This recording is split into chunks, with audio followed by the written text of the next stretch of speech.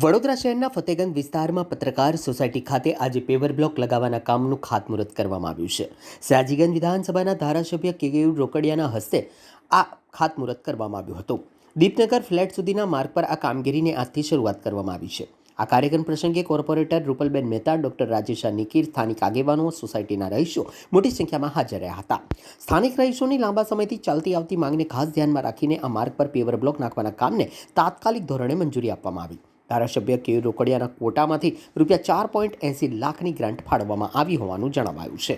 આ કામગીરી શરૂ થતાં સોસાયટીના રહીશોમાં ખુશીની લાગણી જોવા મળી હતી અને સૌએ ધારાસભ્યનો આભાર પણ વ્યક્ત કર્યો હતો.